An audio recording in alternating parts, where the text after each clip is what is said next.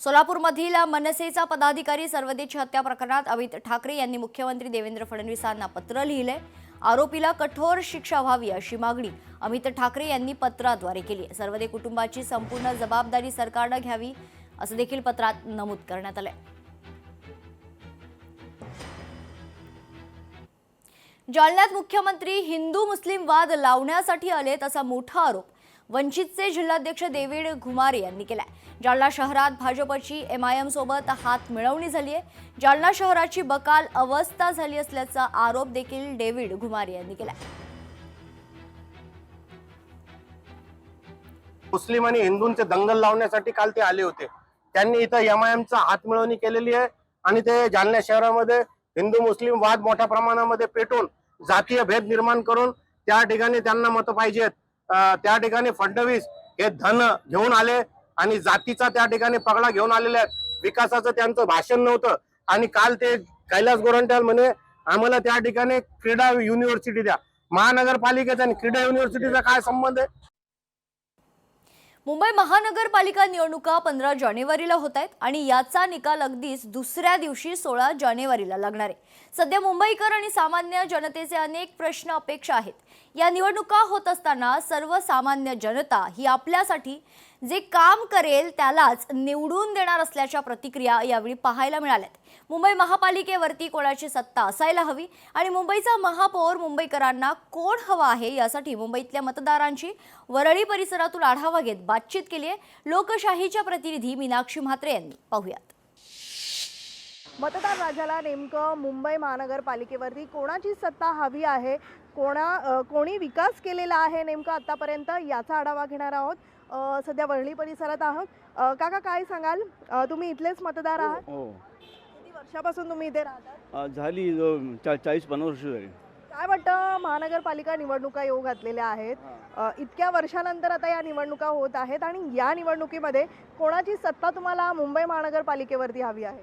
मला तरी असं वाटतं जे काम करतायत ना, आता ज्यांनी रिंग रोड बनवला आहे, पुन्हा की लोकांचे विचार करतात, लोकांना बैठक घेऊन त्यांना विचारतात बाबा तुम्हाला काय हवं आहे, लोकांचे प्रश्न सोडवावेत। ते जे निवडून येणार आहेत त्यांनी सगळ्यांची सोय केली पाहिजे। हां, म्हणजे असं मी सांगत नाही की ह्याच माणसांनी निवडून यायला पाहिजे, पण जनतेची जो सेवा करेल ना त्याला निवडून द्यायला पाहिजे।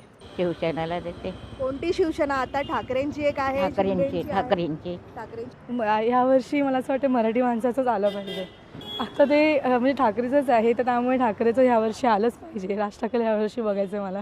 शिवसेना कोण पाहिजे? शिवसेना 2 झालेल्या आहेत, त्यामुळे शिवसेना नेमकी कोणाची? आपले ठाकरे। नाही, मराठी माणसासाठी आय थिंक शिवसेना यायला पाहिजे असं वाटतं। कोणती शिवसेना? कारण 2 नाही, बाळासाहेब ठाकरेंची शिवसेना ऑब्विसली। बिकॉज नाही, आधीपासून आमचा म्हणजे महाराष्ट्रामध्ये मराठी माणूसच आहे, तर मला असं वाटतं की बाळासाहेब ठाकरेंची शिवसेना। पुढच्या बातमीकडे, मी महाराष्ट्र नवनिर्माण सेनेतच आहे असं स्पष्टीकरण आज मनसे नेते संदीप देशपांडेंनी दिले। कुठल्याही अफवांवर विश्वास ठेवू नका, अफवा पसरवू नये असं देखील संदीप देशपांडे म्हणतात। भाजपात जाण्याच्या चर्चांना देशपांडेंकडून पूर्णविराम देण्यात आलाय। धुरींनी त्यांच्या दृष्टिकोनातून आरोप केलेत असं वक्तव्य देखील संदीप देशपांडे यांनी केलंय। अनेक चर्चा होत्या की संदीप देशपांडेंनी मनसे पक्ष सोडला। काहींनी तर अगदी अतिरंजित बातम्या दिल्या की संदीप देशपांडेंचा भाजपमध्ये प्रवेश सुद्धा झाला, अशाही काही बातम्या मी बघितल्या।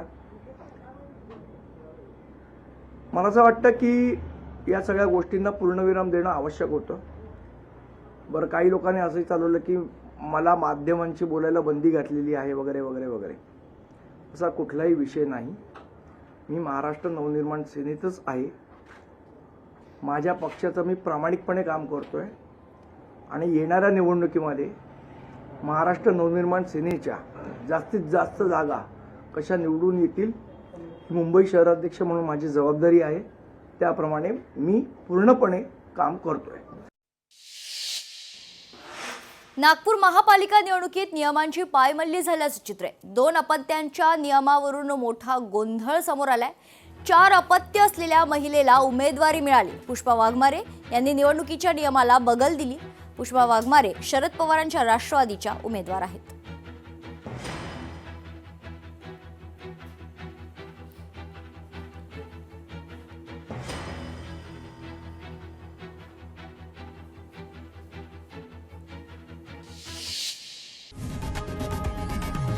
लोकशाही मराठी ऐका, पहा, जागरूक रहा.